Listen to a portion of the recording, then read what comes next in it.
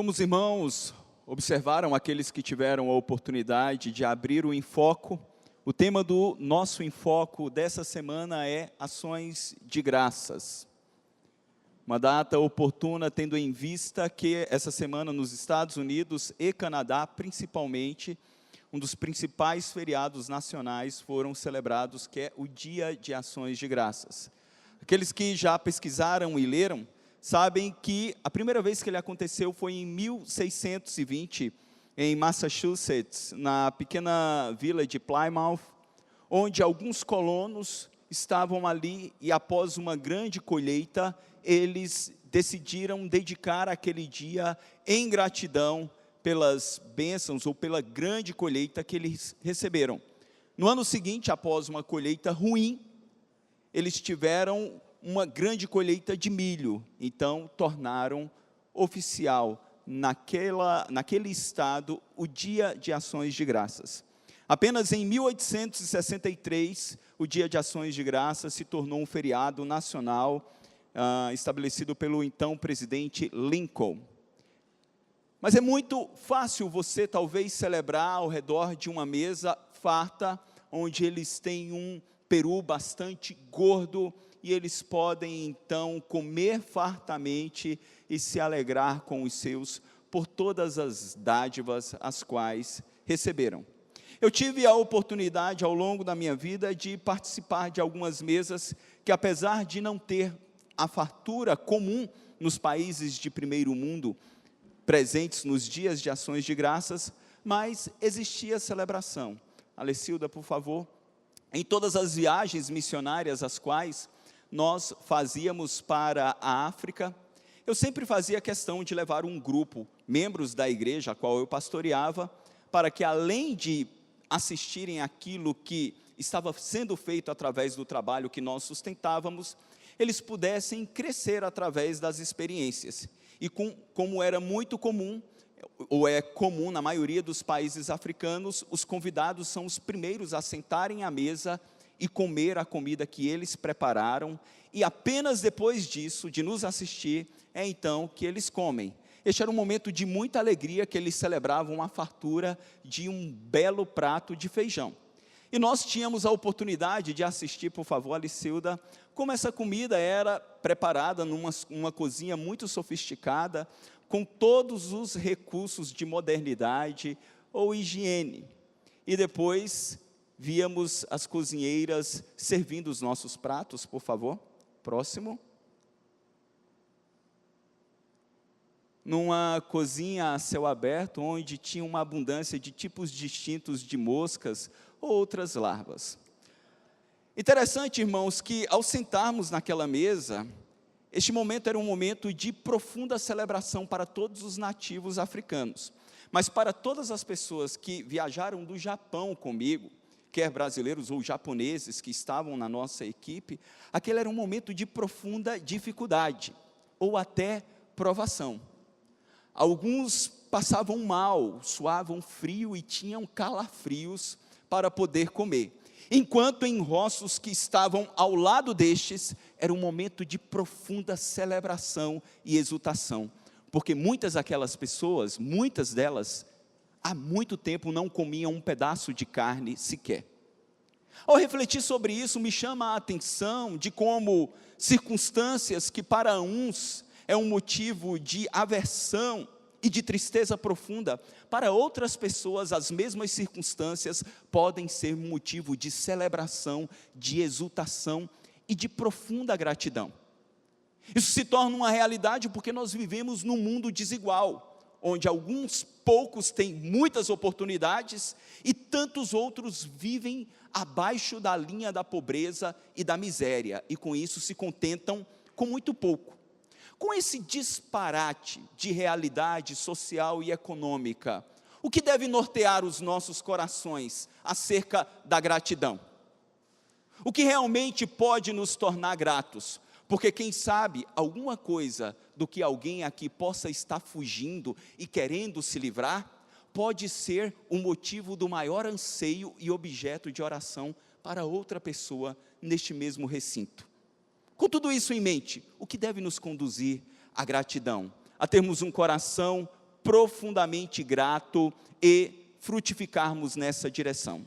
Eu quero olhar para a palavra de Deus e ela certamente iluminará o nosso entendimento nessa perspectiva. Eu os convido a abrirem as vossas Bíblias no livro de Salmos, Salmo 103. E perceberemos através do salmista Davi alguns frutos de um coração grato a Deus. Salmo 103.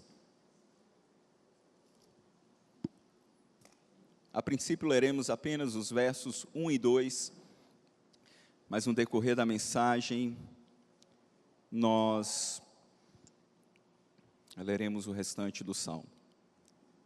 Vamos ler todos juntos os versos 1 e 2 do Salmo 103, diz a palavra do Senhor. Bendize, ó minha alma, ao Senhor, e tudo que há em mim, bendiga o seu santo nome. Bendize, ó minha alma, ao Senhor, e não te esqueças de nenhum só de seus benefícios. Que Deus abençoe a sua palavra. Vamos orar uma vez mais? Ó Deus bendito, nós temos consciência que nesse exato instante, milhares e milhares de anjos te adoram, exaltam, bendizem ao Senhor, juntamente com toda a criação. Mas nós, como teus filhos, estamos reunidos e queremos te bendizer devidamente, com profunda gratidão. Para isso, Senhor, ilumina o nosso entendimento nesta hora em que tua palavra foi lida. Ajuda-nos a compreendê-la. Abre-nos, Senhor, o entendimento de modo que ouçamos a tua voz com clareza, para o louvor da tua glória, em nome do teu Filho Jesus Cristo. Amém. Nós estamos aqui diante, irmãos, de um dos mais belos salmos do Saltério, que faz parte do quarto livro dos 5 livros do Saltério. Ele tem um propósito de trazer os adoradores do Senhor Yahvé à reflexão, à meditação, para que com profundidade e consciência eles pudessem adorar devidamente ao Senhor Deus. Este salmo é atribuído a Davi, mas diferente de muitos dos seus salmos, onde ele partilha situações muito particulares de sua vida, circunstâncias específicas, onde Deus lhe trouxe um livramento, onde o Senhor lhe trouxe um perdão de um pecado, onde o Senhor lhe trouxe a provisão. Neste salmo, Davi, ele faz uma abordagem menos pessoal, e de um modo consciente, ele convida a todos a adorarem ao Senhor, a exaltarem ao Senhor com o coração grato. Do início ao fim, este salmo conduz ou conclama aos servos do Senhor a uma adoração movida por profunda gratidão, por um senso de reconhecimento de quem é o Senhor Deus Yahvé e da relação que eles tinham com Ele. E é interessante, irmãos, ao analisar este salmo, quando nós olhamos a história da igreja, nós percebemos que ele se tornou uma das maiores fontes de inspiração para cânticos cantados pelas igrejas ao longo da história da reforma. Ele nos chama à adoração, em gratidão e à frutificação neste mesmo sentido. Eu gostaria de olhar com os irmãos de um modo breve e observar alguns frutos que, como adoradores do Senhor, ou como pessoas que devem ter a gratidão, não apenas como uma virtude, mas a gratidão como um mandamento, pois como foi mencionado pelo nosso pastor no texto do Enfoco, a Escritura Sagrada nos diz que nós devemos em tudo dar graças, porque essa é a vontade de Deus em Cristo Jesus. Não em todas as circunstâncias, não por tudo o que vivemos, mas em todas as circunstâncias, termos um coração agradecido a Deus. O que é um exercício espiritual difícil, tendo em vista que ainda vivemos num mundo caído, cheio de pecado, cheio de imperfeições que começam a brotar da nossa própria existência. Davi, sabendo disso, vivendo num contexto que não lhe foi favorável desde o início. Afinal de contas, Davi era objeto direto de inveja e conspiração começando de dentro da sua própria casa. Quando Deus começa a trazer maior visibilidade a Davi, a inveja, a conspiração e a maldade continua crescente. E durante o exercício do seu reinado, nas mais distintas demandas, ele enfrentou tantas dificuldades.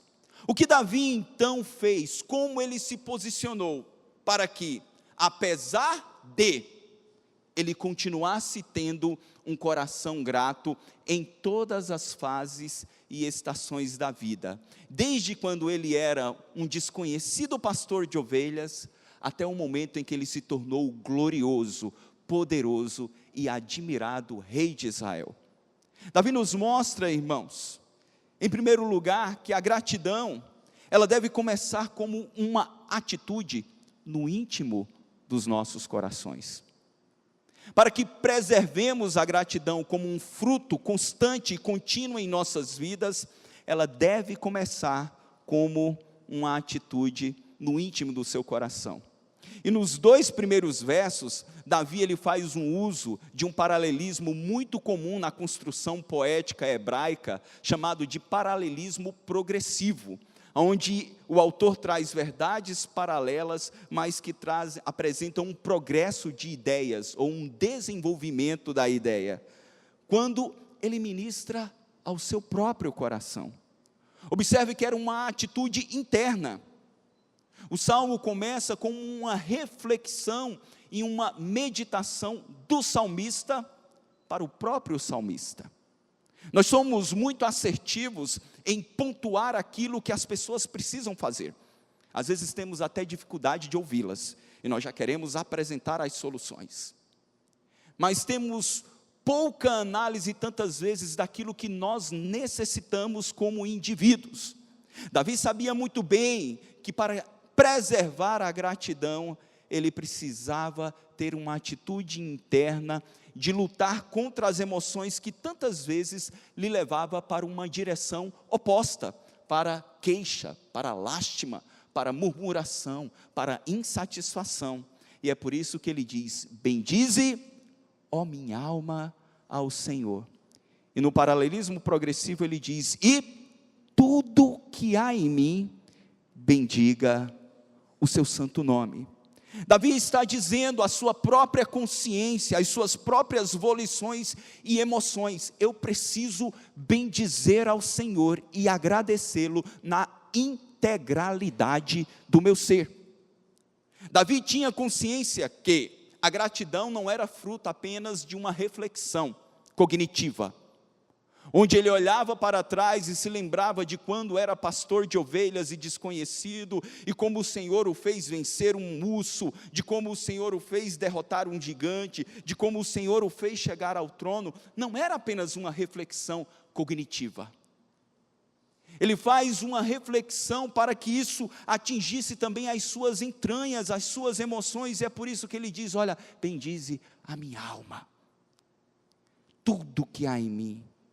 De modo integral, eu preciso bendizer ao Senhor.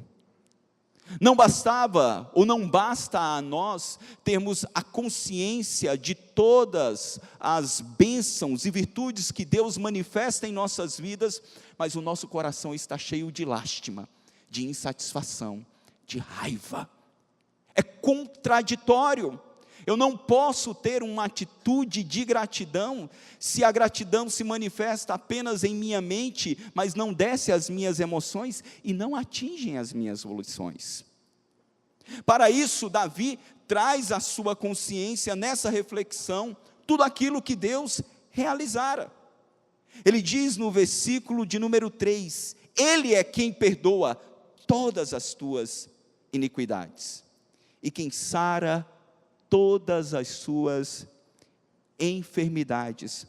Mas antes disso, irmãos, no final do verso 2 ele diz: não te esqueças de nenhum só de seus benefícios.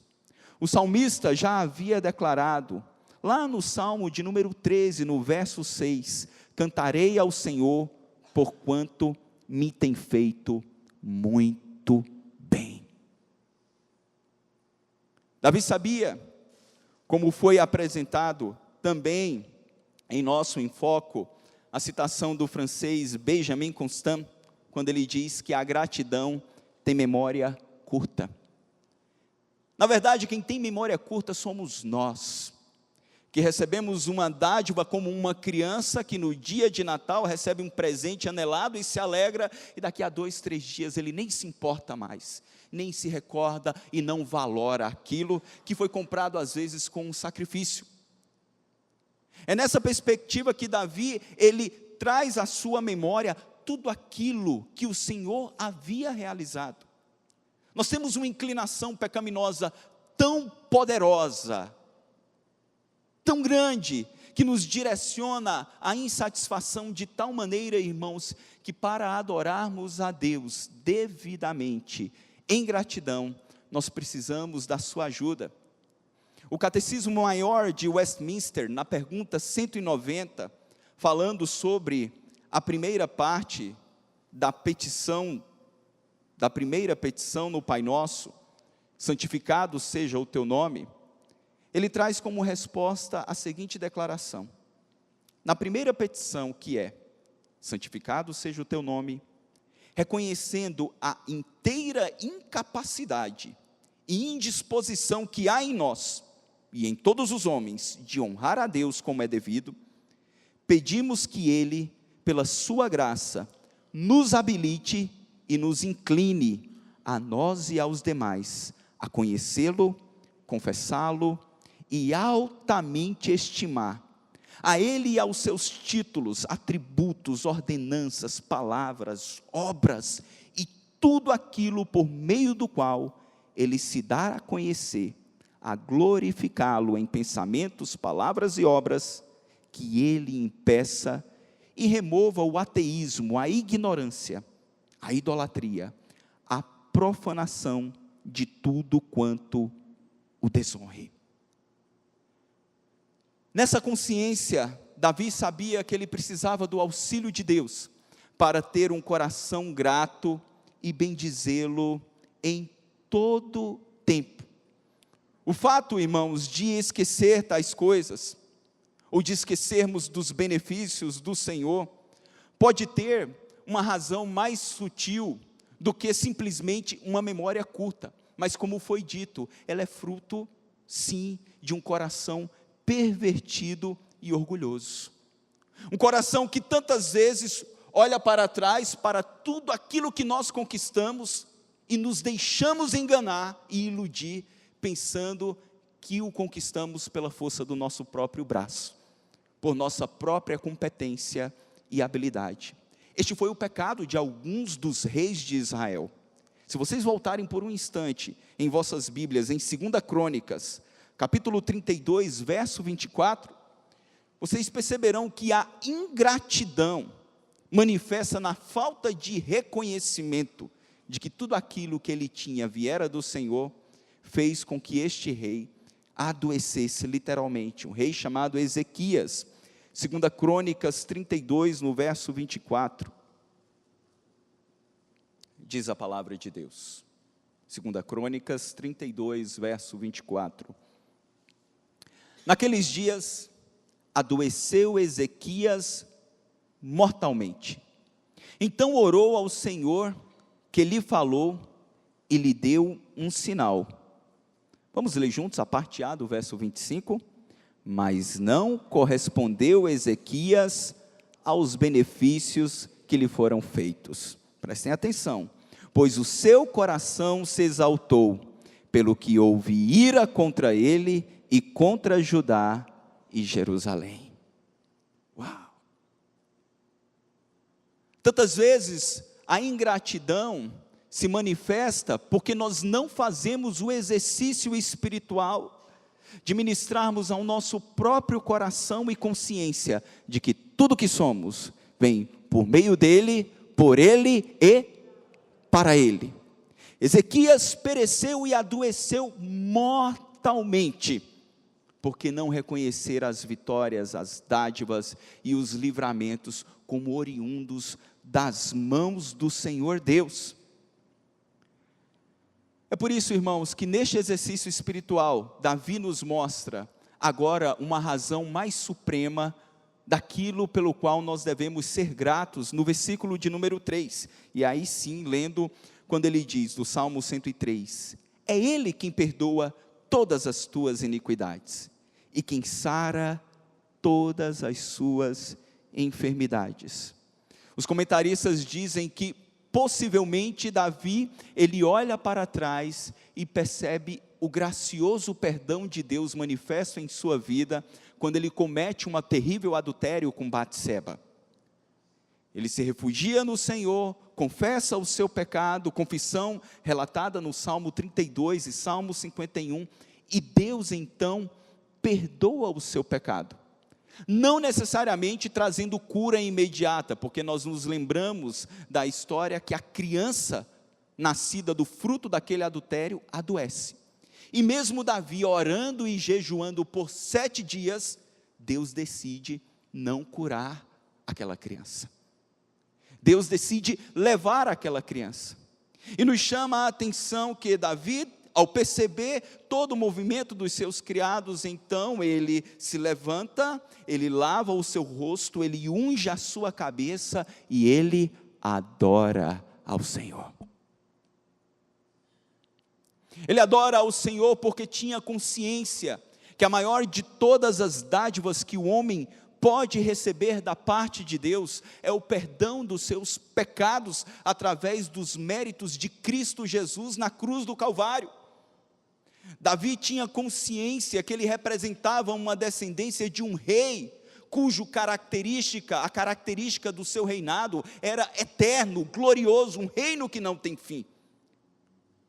Essa é a razão pela qual, mesmo com o coração sofrido, dolorido, angustiado, por aquilo que ele estava vivendo, a perda devastadora de um filho, que só sabem aqueles os quais passaram por isso, Davi se levanta e adora ao Senhor. E essa adoração é relatada quando ele traz à sua memória as razões pelas quais ele deve ser grato, e de fato, porque o Senhor é aquele que em Cristo Jesus perdoa todos os nossos pecados na cruz do Calvário. Quando nós avançamos para o texto, irmãos, Davi, ele ministra ao seu coração agora uma perspectiva de eternidade, no versículo de número 4, quando ele diz, quem da cova redime a tua vida, e te coroa de graça e misericórdia, que farta de bens a tua velhice, de sorte que a tua mocidade se renova como a da águia. Davi, ele faz um exercício de reflexão pessoal, olhando para trás, para a salvação, livramento e perdão do Senhor, olhando para o presente, e observem que o verbo, ele é utilizado dos versos 1 ao versículo 5, num presente simples, não como um ato que aconteceu meramente no passado, mas algo que se manifesta continuamente na vida dele, ou em sua vida como adorador.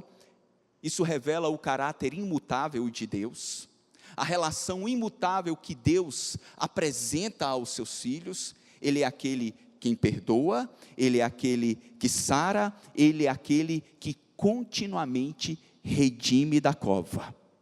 Davi tinha consciência que a sua existência e subsistência vinha continuamente da parte de Deus, mas também o texto no original nos traz a ideia de uma redenção para além dessa vida. E ao olhar exatamente para o futuro, é nessa perspectiva que no verso 5 ele diz que farta de bens a tua velhice. Davi não estava fazendo menção aos bens materiais ou à riqueza material como causa maior, mas ele estava olhando na perspectiva de que a existência na presença de Deus lhe possibilitava, mesmo na velhice, ter uma vida bem-aventurada e cheia de frutificação. E essa é a razão pela qual ele menciona a mocidade sendo renovada como a da águia, mesma expressão utilizada por Isaías lá no capítulo 40, Alguns estudiosos dizem que a águia, ao atingir 40 anos de idade, ela passa por um processo de renovação, onde as suas penas caem, o bico cai, ela fica toda ferida, desfigurada, até que um novo bico é formado, novas penas nascem, e ela vive então mais 40 anos, com longevidade e vigor. É exatamente nesta análise que Davi, ele olha para o seu futuro e percebe que a sua velhice se renovaria, não numa perspectiva de que ele teria o mesmo vigor físico e vitalidade de quando ele tinha 20 anos, mas aqui traz a ideia de oportunidades, que mesmo na velhice, Deus lhe concederia oportunidades para ser frutífero, para honrar o seu nome e para viver uma vida com propósito. E isso é uma bênção inestimável para os irmãos aqui, que talvez já chegaram na melhor idade, como alguns dizem, e há quem diga, melhor idade não, pastor, porque são tantas dores, remédios, médicos, e tantas coisas difíceis que eu tenho que enfrentar.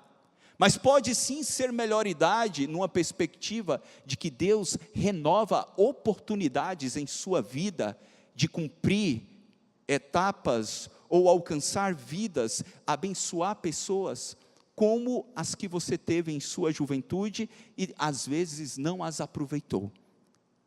É nessa perspectiva que nós podemos olhar para todas as estações da vida, passado, presente e futuro, e ministrarmos ao nosso próprio coração, gratidão, louvor e exaltação ao nosso Deus.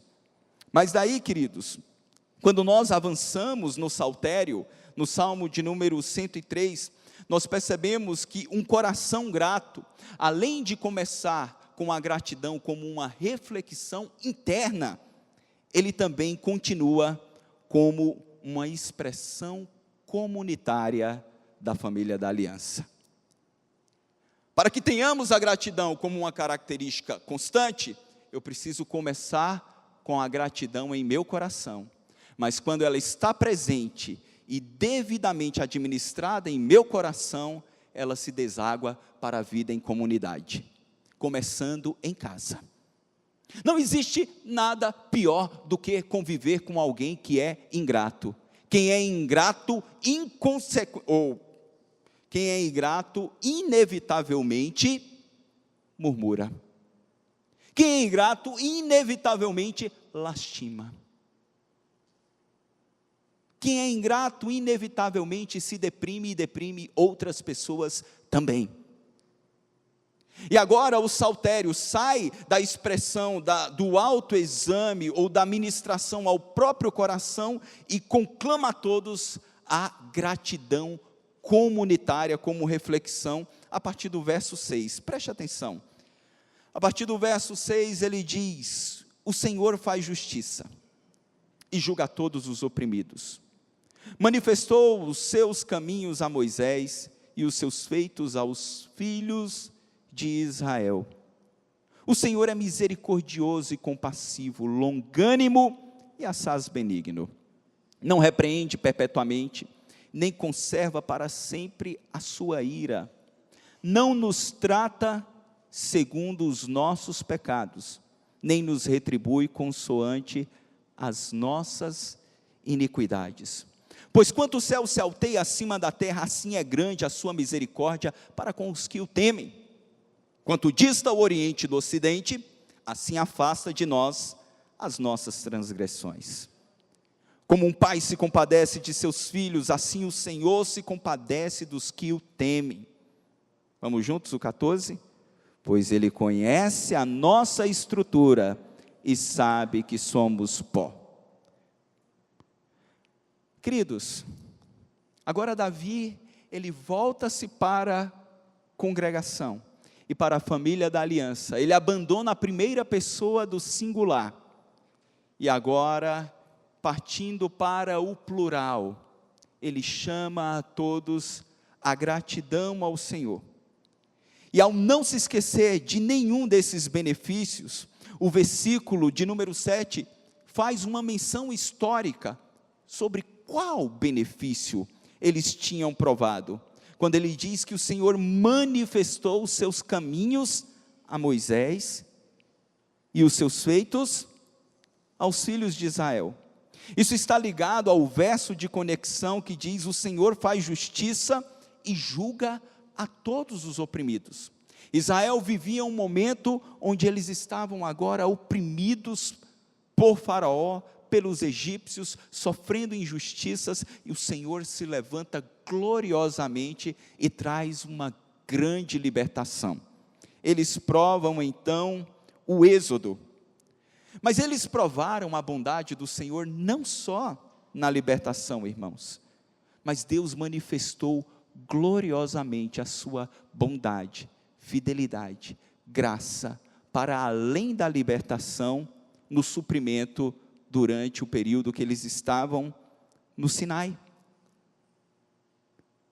Mas como é muito comum a nós como igreja, nem sempre reconhecemos os benefícios da salvação. E ao invés de adorar, lastimamos. Isso ficou muito claro e bem registrado em Deuteronômio 8. Se vocês puderem abrir por um instante Deuteronômio 8, a partir do versículo de número 2.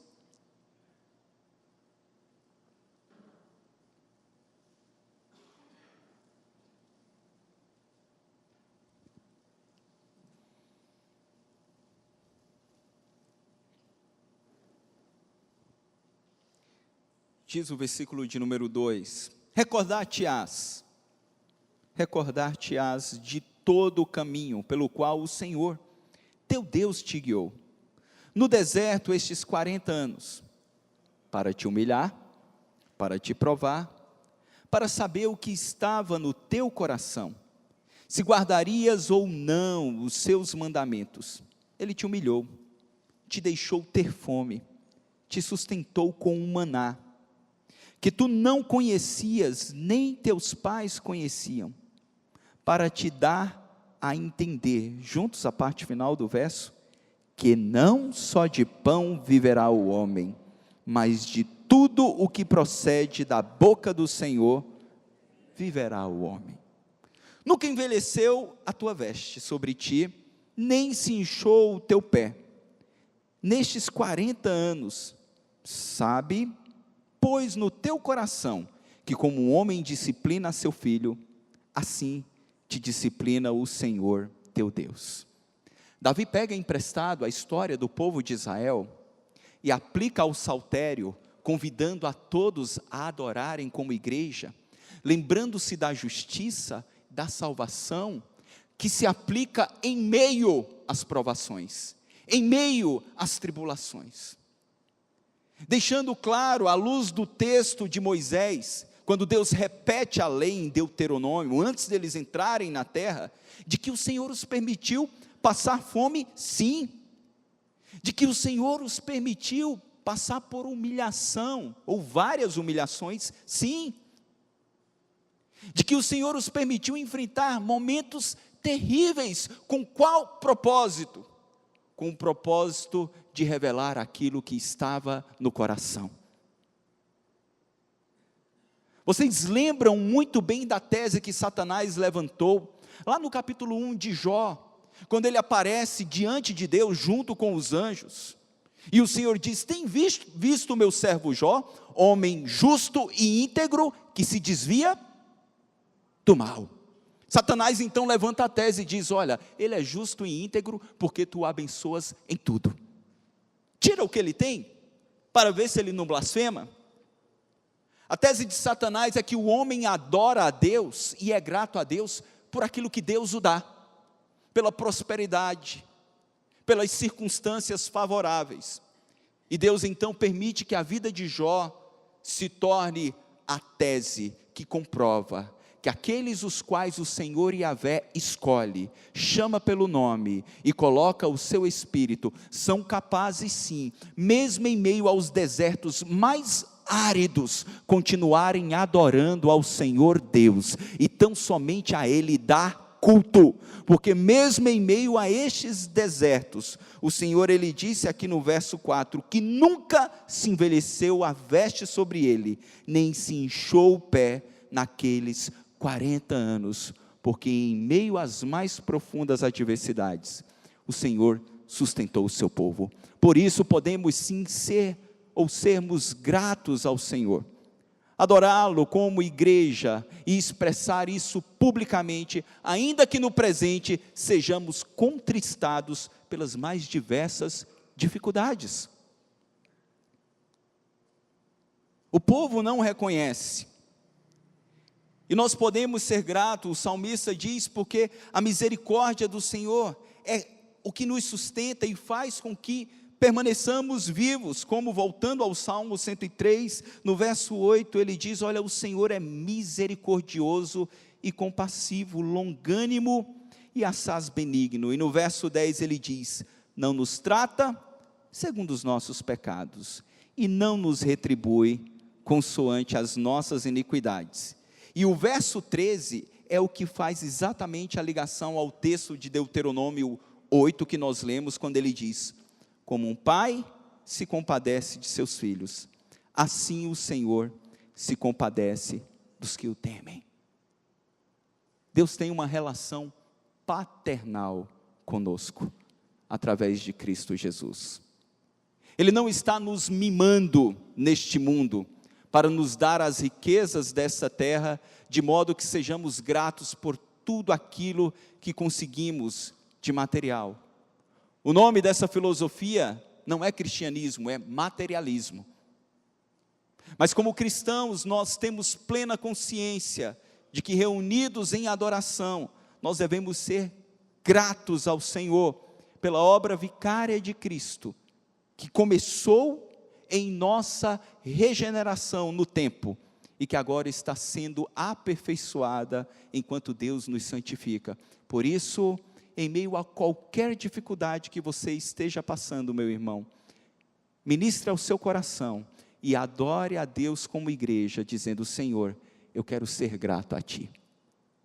Grato não pela dor, mas pelos frutos que o Senhor trará em minha vida, através dela. Grato, Senhor, não pela escassez, mas pela confiança em Ti, que será aguçada, provada e apurada em meu coração. Eu quero ser grato, porque como bem disse Paulo, a breve e momentânea tribulação que vivemos hoje, não se pode comparar com a glória que nos está reservada em Cristo Jesus. E é exatamente nessa direção que nós encontramos o terceiro aspecto dos frutos de um coração grato, que eu gostaria de ressaltar nesse saltério, dos versos 15 ao 22, é que um coração grato deve exultar ao contemplar o caráter eterno das obras de Deus sobre os seus filhos. Um coração agradecido deve ter exultação ao observar que aquilo que Deus começou em sua vida tem duração eterna. Veja o que ele diz no verso 14, pois Ele conhece a nossa estrutura, sabe que somos pó. Quanto ao homem, os seus dias são como a relva, como a flor do campo, assim ele floresce, pois soprando nela o vento desaparece, e não conhecerá daí em diante o seu lugar. Juntos o 17, mas a misericórdia do Senhor é de eternidade a eternidade sobre os que o temem, e a sua justiça sobre os filhos dos filhos, para com os que guardam a sua aliança e para os que se lembram dos seus preceitos e os cumprem. Nos céus estabeleceu o Senhor o seu trono, e o seu reino domina sobre tudo. Bendize ao Senhor todos os seus anjos, valorosos em poder, que executais as suas ordens e lhes obedeceis a palavra. Bendize ao Senhor todos os seus exércitos, vós, ministros seus, que fazem a sua vontade. Bendizei ao Senhor, vós, todas as suas obras, em todos os lugares do seu domínio, juntos, bendize minha alma ao Senhor. Agora, Davi, mesmo sendo um rei poderoso, imponente, ele analisa a brevidade e a futilidade da glória humana. Ele percebe quão transitória seria e é de fato toda e qualquer conquista nessa terra. É por isso que ele diz no verso 15 que aos homens os seus dias são comparados como a relva e como a flor do campo. Essa comparação é utilizada em outros momentos da Escritura. Isaías também pega emprestado esse termo, lá no capítulo 40, no verso 6, ao dizer, uma voz diz, clama, e alguém pergunta, que hei de clamar? Toda carne é erva, e toda sua glória como a flor da erva. É por isso que um coração vaidoso, ele é ingrato. Mas um coração agradecido, além de humilde diante de Deus, ele percebe a brevidade dessa existência e não coloca o seu contentamento nela. Por mais que nos alegremos em cada momento, como Davi olha para trás e se alegra nos feitos históricos do Senhor, ele olha para o presente e se alegra naquilo que Deus estava fazendo, ele olha para o futuro com esperança de que ainda na velhice Deus lhe daria frutos, mas ele percebe a transitoriedade e se alegra com o caráter eterno daquilo que Deus realizará em nós. Ele diz, olha, o homem tem uma glória passageira. E Isaías diz, nessa mesma perspectiva, continuando no verso 7 do capítulo 40, seca-se a erva, caem as flores, soprando nelas o hálito do Senhor. Na verdade, o povo é erva, seca-se a erva e cai a sua flor, mas a palavra do Senhor permanece eternamente. É exatamente para essa perspectiva eterna que o saltério aponta e que nós devemos direcionar a nossa gratidão. Por que devemos ser continuamente gratos? Porque além de adorarmos a um Deus soberano que governa a história, nós adoramos a um Deus que tem por atributo a eternidade e que estabelecerá um reino eterno. No Salmo 103 e no Salmo 104, Davi, ele aponta para este reinado eterno do Senhor, que se manifestará sobre os seus filhos. Olha o que ele diz no verso 17, mas a misericórdia do Senhor é de eternidade a eternidade, sobre os que o temem, e a sua justiça sobre os filhos dos filhos, para com os que guardam a sua aliança, e para com os que se lembram dos seus preceitos, e os cumprem.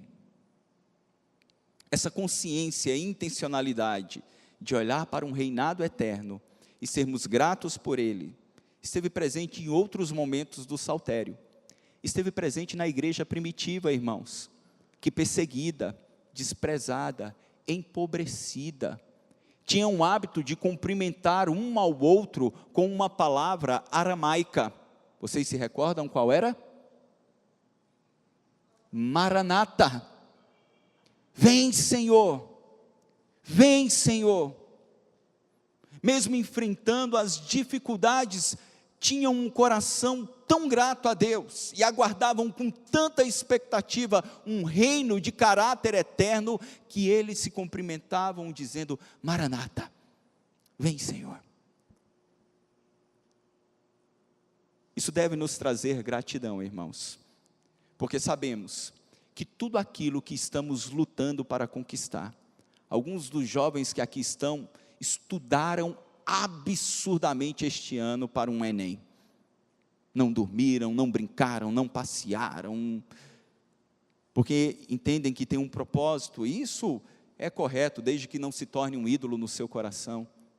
Outros trabalham arduamente, sol a sol, 24/7, todos os dias, sem folga, e às vezes podemos sofrer um infarto, ou um acidente, e tudo aquilo que nós conquistamos de material, ou de status, ou de reconhecimento, ficará para o usufruto de outro. Se nós olharmos a nossa gratidão como uma perspectiva apenas daquilo que conquistamos no passado, e que desfrutamos nessa terra, Paulo disse que nós somos os mais infelizes de todos os homens. Mas é maravilhoso sabermos que por mais que nós conquistemos, cresçamos, vivamos, sejamos gratos a Deus, pela fartura, abundância que nos dá, a gratidão que nos move é a obra vicária de Cristo. Operada, realizada na cruz, no tempo, e saber que aquele que foi assunto aos céus, antes de ser assunto, ele diz: eu vou para o meu Pai. Mas um dia, ele voltará desses céus com poder e grande glória. E Paulo, ao escrever a Timóteo, ele diz, na segunda carta, no capítulo 2, no verso 8, lembra-te de Jesus Cristo, ressuscitado de entre os mortos, descendente de Davi, segundo o meu evangelho, pelo qual estou sofrendo até algemas, como malfeitor. Contudo, a palavra de Deus não está algemada. Por esta razão, tudo suporto por causa dos eleitos, para que também eles obtenham a salvação que está em Cristo Jesus, com eterna glória. Fiel é esta palavra: se já morremos com Ele, também viveremos com Ele. Se perseveramos, também com Ele reinaremos. Se o negarmos, Ele por sua vez nos negará. Se formos infiéis, Ele permanece fiel, pois de maneira nenhuma pode negar a si mesmo. Que Deus mova essa esperança em nossos corações, pois como finaliza Davi no verso 21, conclamando toda a criação à adoração, dizendo: bendizei ao Senhor todos os seus exércitos, vós ministros seus, que fazeis a sua vontade. Bendizei ao Senhor vós todas as suas obras, em todos os lugares do seu domínio. Certamente, numa perspectiva escatológica, Davi poderia, movido pelo Espírito, apontar para Apocalipse 21, onde o Senhor dos céus trará a nova Jerusalém, novos céus e nova terra. E esta criação na qual nós vivemos será purgada do pecado, e toda maldição será retirada, e nós viveremos numa terra, não eternamente no céu, como fantasminhas, eternamente numa terra recriada, comendo, bebendo, desfrutando da glória de Cristo, num reinado eterno. É isso que nos traz gratidão, é isso que deve nos mover, e é por isso, irmãos, que quer numa mesa farta de um dia de ações de graças aqui, ou nos Estados Unidos, ou numa mesa escassa, numa próxima viagem missionária, se vocês quiserem ir comigo à África, ou a algum outro lugar, nós possamos ter um coração movido por gratidão. E eu confesso a vocês, que um dos lugares mais perto do céu que eu me senti, foi numa mesa, numa pobre aldeia de Ruanda, numa mesa de ceia. Quando cheguei naquele lugar, e fui pela primeira vez ministrar uma ceia, e quando chego, os elementos que tinham, presbíteros da igreja, e se tiver algum pastor, os elementos que tinham em cima daquela mesa, era biscoito Maria e Coca-Cola. E eu disse então aos irmãos: eu não posso celebrar a ceia, eu preciso de pão. Eles disseram: aqui não existe pão. Eu preciso de vinho. Eles disseram: não temos vinho. Eu preciso de suco de uva. Nós não temos suco aqui. Aqui só existe água e Coca-Cola. E como um reformado que sou, fiquei constrangido e disse: Senhor, como ministrarei uma ceia com biscoito Maria e Coca-Cola? Já pensaram, irmãos? Orei e disse: Senhor, aquelas senhoras estavam orando há uma semana, louvando a Deus, porque depois de aceitarem a Jesus, há 2 anos caminhando, iriam participar da ceia pela primeira vez. E eu disse: Senhor, eu vou celebrar. E celebrei, irmãos.